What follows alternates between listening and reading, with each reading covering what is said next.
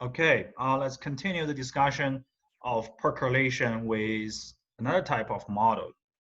It's called fire propagation.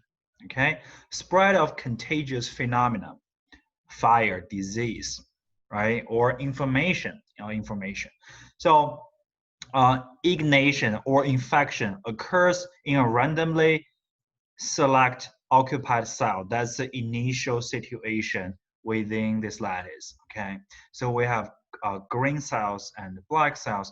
Green cells are occupied by vegetation, right? Consider them as vegetation.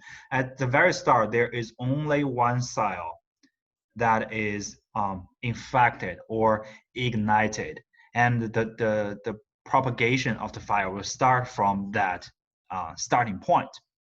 Randomly selected occupied cell, or I can say randomly selected cell with vegetation. And fire then spreads into the initial locations occupied neighboring cells. Of course, neighbors can, the neighborhood here can be Van Neumann, can be more neighborhood. But what's the difference between fire propagation and the ant model?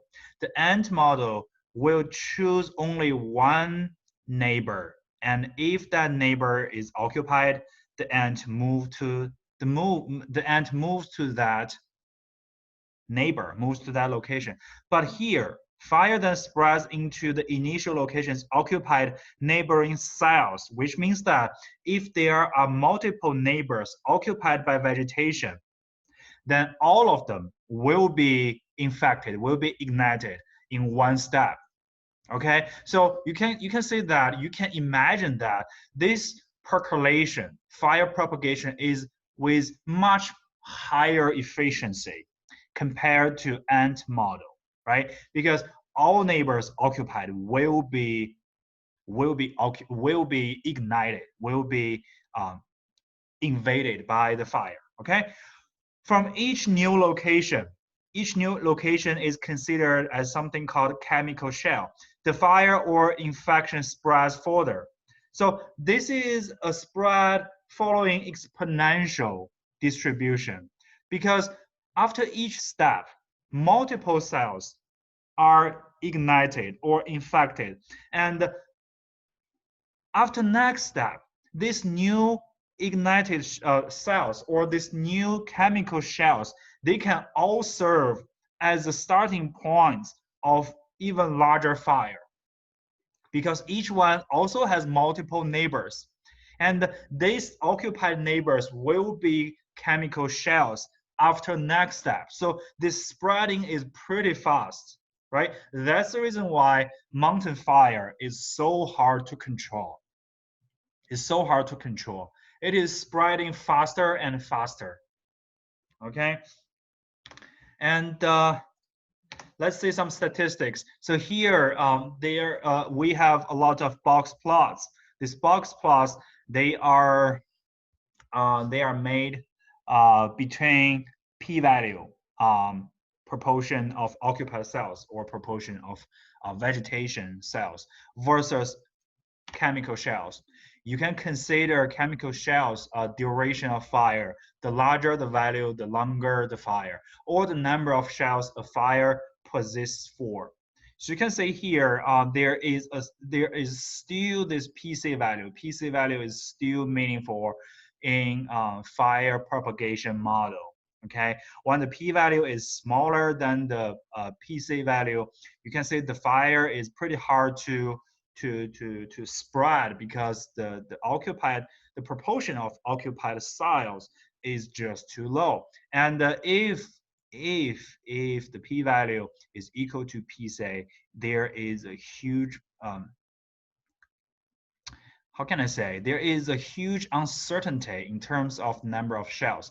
Could be still very low, could be very high, right? That's the reason why we have a very long box plot here. But if you continue to increase the value of P, the spreading, the duration of the fire, or the number of chemical shells becomes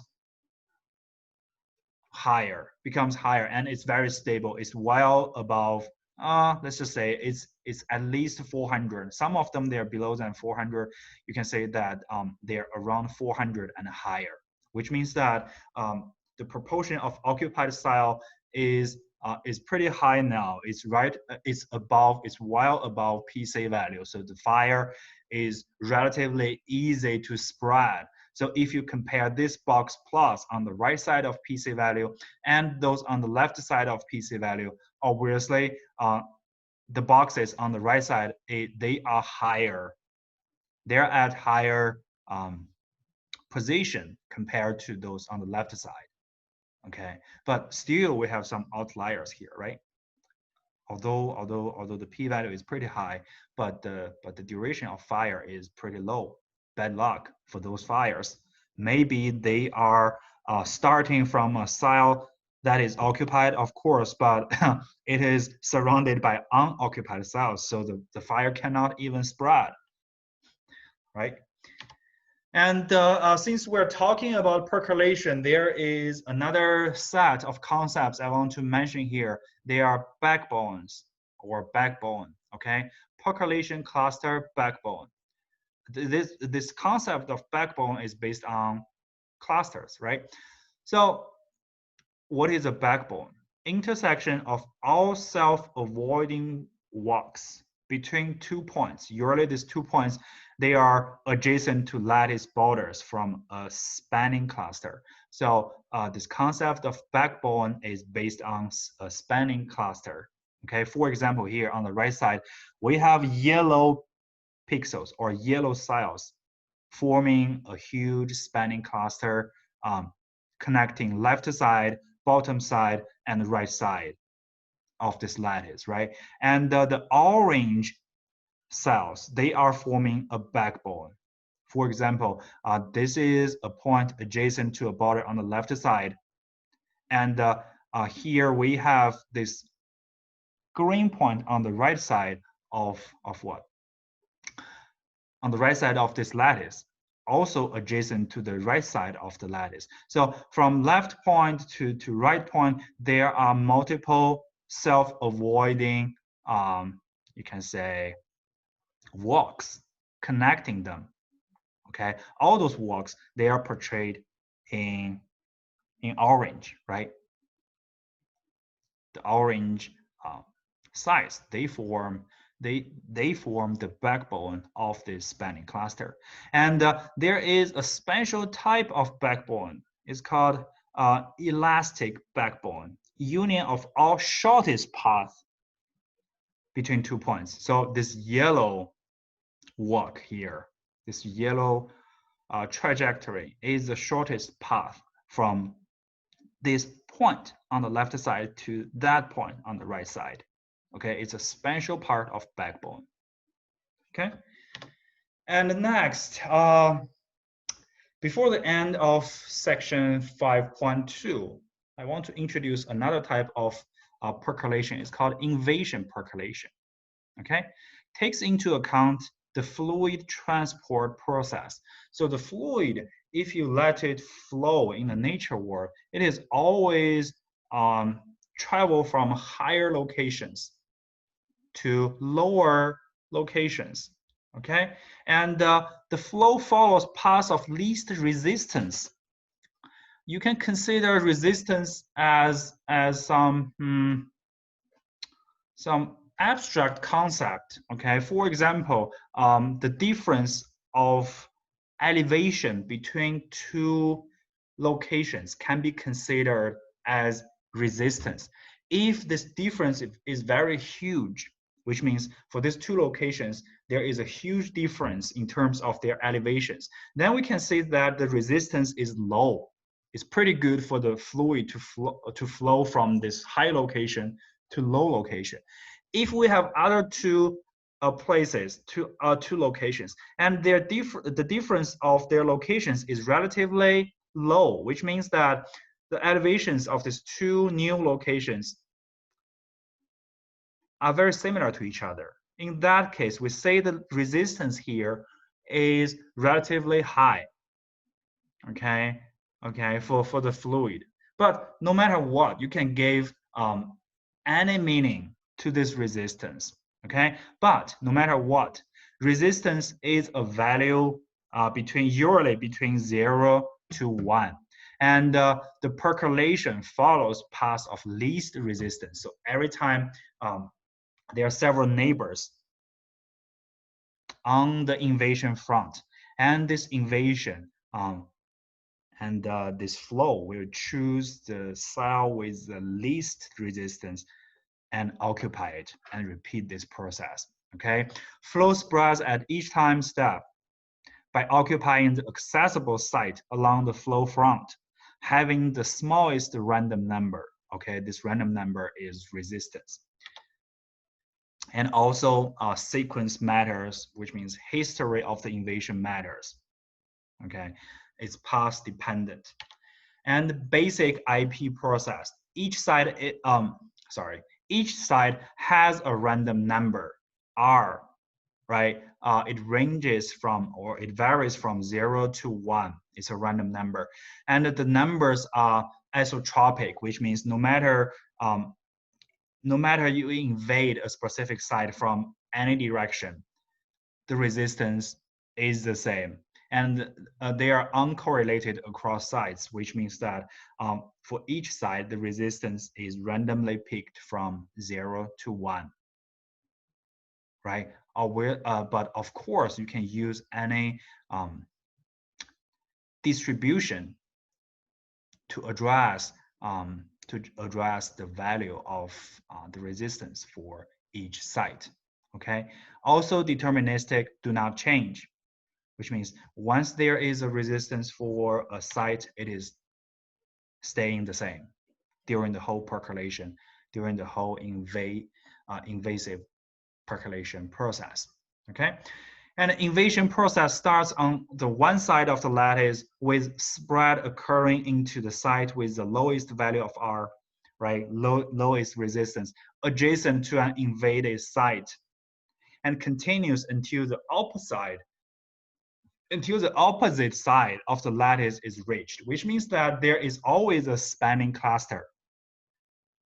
Because as long as the invasion does not touch the other side of the lattice, the process will not stop. When will the process stop? When the flow touches the other side of the lattice, and it always starts from one side of the lattice. Okay, so on the right side we have this IP process. Okay, in invasion percolation process, it starts from left and it ends on the other side of the lattice. Okay, it is very similar to the end percolation we mentioned before. But when we're talking about ends, resistance was not a problem. Each end will just randomly choose a neighborhood. If it is occupied, move to it. But here it is different. Okay, you always choose the neighbor with the least resistance to occupy, right? And you can say that its efficiency is not as high as fire propagation. Fire propagation is the one with the highest efficiency. You can say the spread of the fire is indicated by red sites. And this is a situation after 523 ticks. And how about this? It took 5,778 steps to finish this percolation. It's a pretty long process. Okay, it's a pretty long process. So some properties, some special parts about IP. History matters. There is no percolation threshold. PCA is not a thing here. There is always a spanning cluster, of course, right? Because that's the purpose of the invasion, to achieve at the other side, to arrive at the other side of the lattice. But where it is depends on the sequence of events. Okay, how to decide the sequence? Resistance, right? Least resistance, sites with least resistance will be occupied first, and then rank again. and choose the winner, and then rank the resistance again and choose the winner, and repeat this process. So there are traps. So there is something called trapping. Uninvaded sites that are surrounded by invaded ones become immune to invasion, which means that this uninvaded sites surrounded by invaded ones, they are like islands, right? Because the flow cannot come back. Why is it not possible for the flow to come back? Because since there is an island, it means that all those sites adjacent to the occupied cells, they are losers. They are losers when the invasion passed by. And since the invasion is very far away, these islands, they are islands forever. Okay, of course, you can use different designs for IP, and there are IP variations without trapping. Okay, to make sure that these islands of unoccupied sites, they could still be invaded. Okay, so the IP, another property for IP is localized process. Invasion front takes advantage of local pattern of weakness. Of course, this is for sure, because when the invasion continues, there are more and more sites on the front of invasion. All their neighbors will be considered as candidates for invasion after next step. How to decide the winner? You compare the resistance of all of them and choose the one with the least one. So it is this invasion always happening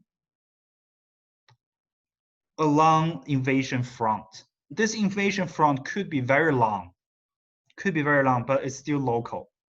And the behavior of this IP process is that it will invade, it will erupt, it will, how can I say, it will infect a specific area by invade all those sites with one by one. By what? By resistance. So for example, at a specific time, there are 5 neighbors adjacent to the invasion front, and you will just invade the site with the least resistance, and next one, and next one. After 5 steps, this invasion will move to another area. And for all those 5 neighbors with different resistance, they have strong correlation in terms of resistance, and they are successively invaded sites. Okay, so for the first step, the site with the least resistance among these 5 sites will be invaded. Then the one with the second least resistance will be invaded. Then the one with the third lowest resistance will be invaded. So you always say that there is strong correlation between the successively invaded sites in terms of resistance. Okay, and it's just like a flood is invading a specific area.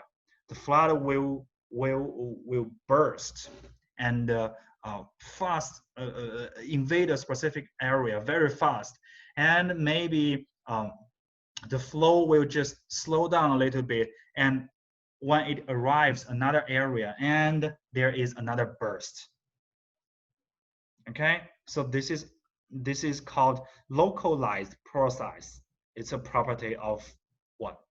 Of invading percolation or invasion percolation. Okay.